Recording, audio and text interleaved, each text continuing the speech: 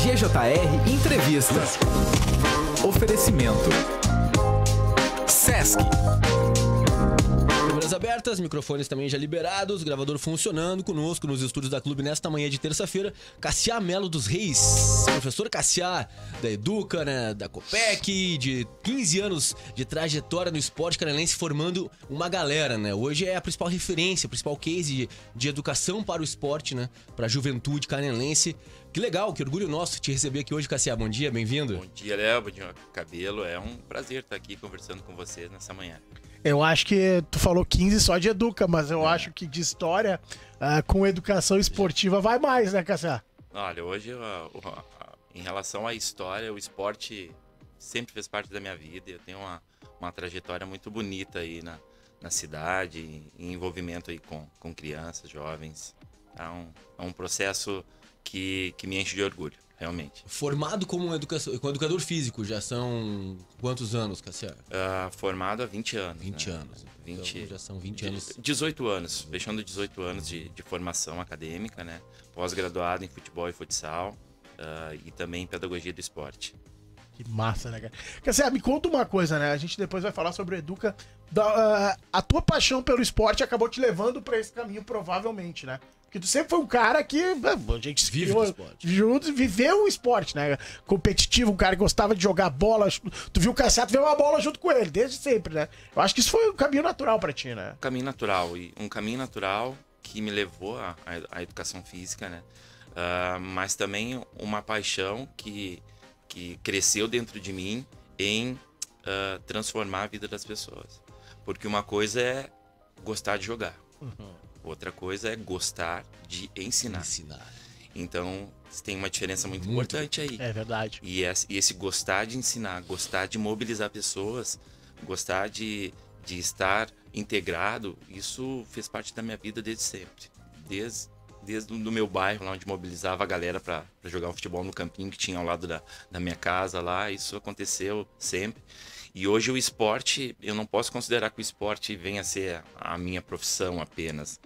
Eu vejo que faz parte da minha vida como um todo, é meu lazer, né? É o meu ganha-pão, mas é aquilo que faz a minha felicidade diária também, então não me vejo sem. Deve ser aquela coisa, né? Ô, Cassiá, o que tu faz em dia de folga? Eu vejo um jogo de futebol. Tipo, só vou bater uma bolinha com meus amigos, né? É por aí. O homem vive do esporte. E aí já são 15 anos, né, de história da Educa, né? E que a gente percebe assim que nos últimos tempos deu um boom no crescimento de modalidades e de mais turmas. Hoje são quantas turmas ao todo, Cassiá? Hoje, Léo, nós atendemos 21 turmas. 21 turmas. Dividido em 3 categorias. A Educa atende futsal, tem o polo do futsal, polo do vôlei, né? E um parênteses para o vôlei. Temos até uma turma adulta. Hoje atendemos um vôlei feminino. Que legal. Mães de aluno, comunidade geral, mulheres que voltaram há muito tempo estavam afastadas do esporte e estão voltando. Então se criou uma turma muito legal ali, turma adulta. E uma terceira modalidade que é a iniciação esportiva. Né? A iniciação esportiva, para deixar claro o que ela representa, ela é um iniciar ao esporte com uma diversidade de modalidades. Então na iniciação esportiva nós apresentamos ali o badminton, o basquete, o vôlei e o handebol. Depois, quando chega na fase de especialização, ali a criança já teve essa experiência, ela assume o que ela quer. É legal a evolução disso, né? Uma vez era aquela coisa, era só futsal, vôlei, né? Meia dúzia de turmas no máximo. Meia dúzia de turmas. Hoje, como que tu lida, Cassiá? Eu acho que é uma coisa importante da gente analisar com a questão do desenvolvimento educacional e do desenvolvimento para a competição. Porque tem isso, né? A gente vê hoje, muitas vezes, né? Torneios e tudo mais, convocações, a gente vê pai de criança compartilhando que o filho tá competindo. Como que é essa diferenciação pra ti? Porque precisa diferenciar, né? Cabelo, essa é uma das tarefas mais difíceis do processo. Eu diria assim que é um desafio para mim, como gestor. Porque o ambiente competitivo hoje, ele reproduz algo que não é tão saudável assim. É uma tendência, hoje existe uma tendência de se reproduzir na infância uma competição igual ao que nós observamos no estágio adulto. Então, conscientizar famílias. Muitas vezes é os pais os problemas, né? Muitas vezes eu preciso, a nossa linha de educação, ela não fica nas 4 linhas com a criança. Ela precisa se expandir. Vai muito além. A gente precisa conscientizar pais, família, comunidade e criar um ambiente leve, tranquilo e formativo para as crianças. Então, no ambiente competitivo, eu preciso criar condição adequada para as crianças se desenvolver, né? E aí entra a relação de conscientização a nível de educação, de trabalhar os conceitos básicos com crianças, pais, professores, para que a gente tenha um ambiente cada vez mais tranquilo em relação à competição, atrelado à educação. Sim. Vai muito além, né, do trabalho ali desenvolvido dentro da quadra, para uma modalidade específica, né? A gente percebe que a Educa, que o professor Cassiá fazem esse trabalho de ir muito além, né, disso, nos valores, né, no trabalho que é feito com os meninos, né? Eu sou testemunha de ver o trabalho que o Cassiá faz já há 3 anos, né, com o Francisco, desenvolvendo muito mais do que só ali a habilidade, né, do futebol em si, né? São vários valores envolvidos, a forma como eles lidam com as crianças também, né? Eu vejo assim muito carinho, muito afeto ali, né? Você chama atenção quando precisa chamar atenção, mas ao mesmo tempo trata sempre com muito afeto, muito carinho, né? As crianças, e isso eu percebo assim uma aproximação, uma dinâmica muito legal. Como testemunho, né? De estar ali semanalmente vendo o trabalho que é feito tanto pelo professor Cris como pela equipe dele, né? Pro professor Cassiá, como pelo professor Cris, né? Com quem mais interage e acompanha, mas a gente percebe que é uma premissa da equipe, né, Cassiá? É uma cultura, né? Precisa criar uma cultura em relação ao que se espera do esporte. E isso eu tenho muito claro, é um propósito, transformar a vida das pessoas através do esporte.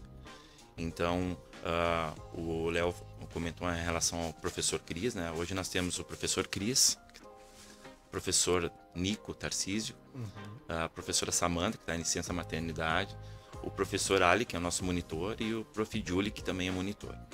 Desses nomes que eu falei, apenas a professora Samanta não passou pelo processo de ensino da Educa. Os demais foram alunos da Educa e que foram estudar e hoje são professores da Educa. Que legal. Então, vai cultura, né? Com uma cultura. Eles sabem o que eu quero, o que eu espero, e eles vão plantar essa semente. Então, tem um propósito com o esporte, né? Então, voltando à tua pergunta anterior, não é sobre ganhar, é sobre formar.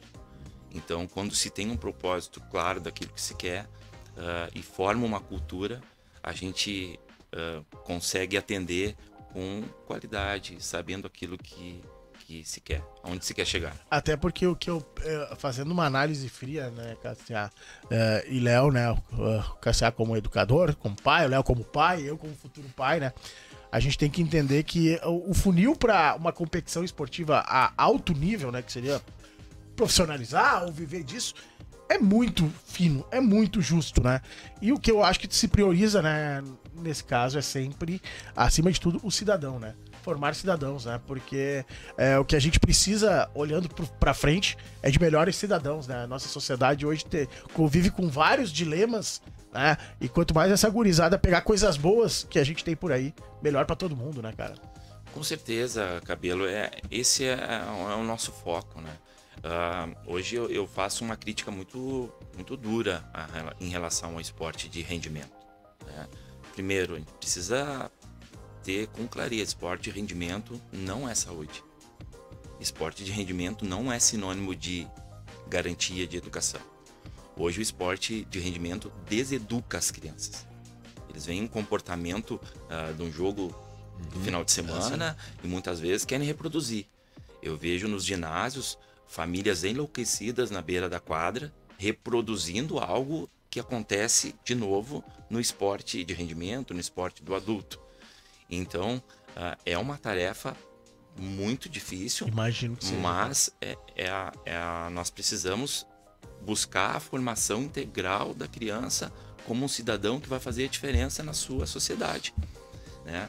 Um dado estatístico para vocês, hein? Cada 7.000 estudo científico, a cada 7.000 crianças, uma chega ao esporte de rendimento. De Cada qualquer... 7 mil, de qualquer 7 uma- mil. Uma. Chega lá. Gente, olha só, é um universo surreal. Então eu preciso gerar a força, gerar energia a essas 6.999 que vão ser bons arquitetos, advogados, médicos, professores, enfim, farão a diferença na O sociedade. mundo é amplo, né? O mundo É amplo, é amplo. Hoje eu vejo, Cabelo, a gente está chegando numa segunda geração aí. Né? Eu já estou dando aula para filhos de alunos. Então, eu vou numa farmácia, eu tenho um aluno, num restaurante eu atendido por aluno. É isso. Né? Uma clínica, uma fisioterapia, já tem um aluno me atendendo. Gente, é uma corrente do bem, e que daqui a pouco essa pessoa que passou por esse processo está incentivando o esporte tão carente nossa sociedade, né, hoje. Então é isso que a gente quer, né? É isso que eu quero com a Educa, é fazer a diferença realmente na sociedade que me deu tanto, né, e que eu possa contribuir de alguma forma. Esses dias eu presenciei uma cena que exemplifica exatamente isso que a gente tá falando aqui. Durante o treino do Sub-9, né, categoria que meu filho joga, teve um lance ali que um coleguinha derrubou o outro, mas sem fazer a falta. E o coleguinha parou o lance achando que tinha feito falta e foi ajudar o coleguinha que caiu. O Cassiá foi ali, explicou, ó, não foi falta. Mas parabéns pela tua atitude de ajudar o coleguinha, de dar a mão pro coleguinha levantar, mesmo não tendo sido falta. Foi muito legal isso, né? E é uma atitude que exemplifica exatamente isso que a gente tá tratando, os valores que o Cassiá e a Educa cultivam. E eu acho que é nessas horas, né, com 8, 9 anos, que muitas coisas ficam mais incutidas e a pessoa consegue formar melhores cidadãos mesmo, né, Cassiá? Porque quando eu, por exemplo, eu tô participando da cobertura da Copa Lagueto, Sub-16, e me assustou um pouquinho. Tinham 2 jogos na sequência, eu fui comentar o segundo jogo, e no primeiro jogo eu tava ali junto nas arquibancadas, e aí tinha famílias de atletas, porque envolvia um time de Santa Catarina e um time do Rio Grande do Sul. Não preciso citar o nome dos times, né? E me assustou um pouquinho, porque jovens de 15, 16 anos com pressão do jeito que com o pai sendo no mínimo deselegante, pra não dizer outra coisa, sabe, num ambiente onde tinham diversas famílias, me assusta um pouco, sabe, me assusta um pouco, beleza, que o nível de competição ali já né, já são atletas que muitas vezes têm empresários, que já tem, de repente, uma ajuda de custo, quase um salário, que já ganharam luvas muitas vezes pra fechar com alguns clubes, mas ainda são jovens, né, ainda estão em formação, cara, me assustou muito. Cabelo, se te assustou vendo um Sub-16 jogar, eu te diria que isso acontece de forma muito mais precoce. Te convido muitas vezes a assistir jogos de uma categoria Sub-9, Sub-11, um ambiente igualmente hostil. Aí eu peço pra que quem tá nos ouvindo daqui a pouco, né, que assim, tu provavelmente deve conversar isso, porque eu acho que a parte de educar também tem que educar os pais, né? Que põe a mão na consciência, né, Léo e Cassiá? Que põe a mão na consciência, porque são crianças que estão ali competindo, obviamente. É legal competir. A gente adorava jogar campeonato quando era novo, né, cara? Mas se o pai tá mais, ou a mãe, né? Vale pro pai, vale pra mãe, né? Tá mais imbuído e mais, digamos assim, fora da realidade, na arquibancada, alguma coisa tá se perdendo, né? Perdendo. E um outro dia o Léo foi testemunha, participou de uma reunião de pais, né, onde eu abordo alguns temas que às vezes precisa o pai ter a clareza e também alinhar algumas expectativas do pai, da escola. Gosto de ter esse contato. Então falei sobre o tema da adultização no esporte, né? Boa. E é sobre isso que a relação esporte-família ela se perdeu, porque de novo a pressão da criança, a cobrança por resultado, a enfatização no erro, a criação de rivalidade com o outro, ela não vem da criança, ela vem de fora. Claro que não. Então as famílias precisam ter a consciência de que o papel dela não está sendo feito da melhor forma possível. né? Existe uma interferência de pais hoje que atuam de forma negativa na formação esportiva de seus filhos. E muitas vezes acaba, ao invés de fazer com que a criança se apaixone cada vez mais pelo esporte, acaba fazendo com que ela tenha repulsa, né? Lá pelas tantas, ela acaba parando de querer ir no jogo, de querer competir, de querer conviver, porque outra coisa que é muito importante, que a gente precisa ressaltar diversas vezes, a importância do convívio social no momento onde o celular, onde as telas dominam, né? E aí tu acaba daqui a pouco deixando com a criança perca uma oportunidade de ter um relacionamento social muito interessante, né? Isso tem um nome científico de estudo dentro da pedagogia do esporte. Se chama saturação esportiva. Saturação esportiva. A criança é submetida em um ambiente de pressão, com muitas vezes uma lesão psicológica, física e psicológica, e chega a um determinado ponto, normalmente na adolescência, ela abandona o esporte, porque ela não teve um ambiente adequado para a sua formação, ou porque foi queimado etapas no processo de ensino, né? Isso se deve a várias questões, Cabelo. Uma delas, eu diria daqui a pouco até mesmo, um convívio com profissionais que não têm um olhar voltado para a criança. Porque gostar de ensinar, gostar de jogar é uma coisa, gostar de ensinar é outra. Ou seja, eu também preciso ter conhecimento para trabalhar com criança e para saber o que ela precisa em cada estágio da sua formação. Fica a dica, né? E um ponto importante que tu colocaste que eu considero o chave é fazer com que a criança se apaixone pelo esporte. Se apaixonar pelo esporte, Léo e Cabelo, é a criança se apaixonar pela vida. A criança se apaixonou pela vida, ela vai cuidar do seu corpo, ela vai cuidar do outro, vai ter um cuidado pelo outro, ela vai ter um olhar diferente para a vida dela. E é o que a gente quer para os nossos filhos. Nós queremos o quê? Que eles sejam felizes, que tenham autonomia, que cuidem do seu corpo, não se envolvam com drogas, né? Que tenham uma qualidade de vida. Então, no momento em que eu faço a criança se apaixonar por um esporte, é esse caminho que ela vai ir. Então, eu não posso afastar por uma pressão, por uma frustração de um pai, né? Que muitas vezes o pai queria ser e não conseguiu e acha que o filho vai ser. Bota toda a pressão em cima do filho. Né? E eu vejo exemplos todos os dias, né? Atendo filhos de parceiros do futebol, de boleiros, né? Daqui a pouco, eu queria que meu filho jogasse que nem eu. Não. Compreende que o tempo do teu filho é diferente. Não cria tanta expectativa, apoia o esforço, valoriza cada conquista dele. Levantar um colega quando o colega cai, respeitar um horário, respeitar um professor, respeitar as regras, em ser uma criança do bem. Então ele só olha para o rendimento e acaba deixando coisas tão importantes de lado. Isso é um processo que eu vivencio no dia a dia. Não tinha como a gente não encerrar essa entrevista sem trazer aqui alguns depoimentos bem legais que estão chegando aqui no WhatsApp da Clube, né? O professor Jefferson, acho que da Escolinha Gaúcho, né? Tá mandando aqui, ó. Que baita entrevista, grande Cassiá, sou fã, jogamos juntos do Serrano. Manda um abraço pra esse professor, tamo junto na Taça Bonatintas. Legal, Jefferson Machado. O Leandrinho mandando aqui também, ó. Bom dia, Léo e Cabelo, meu amigo professor Cassiá. Tudo que o professor está falando é verdade. Queria que o Bernardo fosse jogador de linha, mas ele quis ser goleiro. Por algum momento fiz errado, mas entendi que era a vontade dele e hoje ele está muito feliz levando bolada. Parabéns, professor, pela forma que você trabalha e conduz essa garotada. E minha mãe também disse que está emocionada, ela ouvindo a excelente entrevista, gostando demais aqui, os nossos ouvintes, curtindo. O Cirano também mandou aqui, ó, sensacional essa pauta, eu como desportista e que amo o esporte como um todo, incentivo os meus filhos, fico muito feliz em escutar um grande educador. Tenho muitos amigos educadores físicos e a missão não é simples, seja no ambiente escolar quanto em escolinhas. Parabéns, forte abraço. Cirano lá de Canoas, nosso ouvinte da região metropolitana que todo dia interage conosco aqui. Cassia, só te agradecer, te parabenizar pela tua trajetória belíssima e continua fazendo a diferença na vida das crianças e por tabela na vida de toda a sociedade. Ô Léo, Cabelo, agradeço muito pelo espaço, pela oportunidade de falar um pouquinho, né, sobre temas tão importantes, né? Falar de esporte hoje não pode ser uma fala rasa. Precisa ser uma fala mais profunda. Tem que aprofundar. Porque nós estamos carentes hoje, né?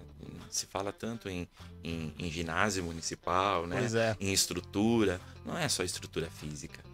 A estrutura física é importante, mas não é tudo. A gente precisa ter uma visão mais ampla. Perfeito. Vou ter que trazer ele de novo aqui. Tem que. Em O breve. homem é bom demais. 8h23, assim a gente vai encerrando o primeiro bloco de entrevistas de hoje. Obrigado, Cassiá. Um abraço. Rápido intervalo, já voltamos aqui na Clube 885. Muito mais que rápido. Grande Jornal Regional. Clube 88.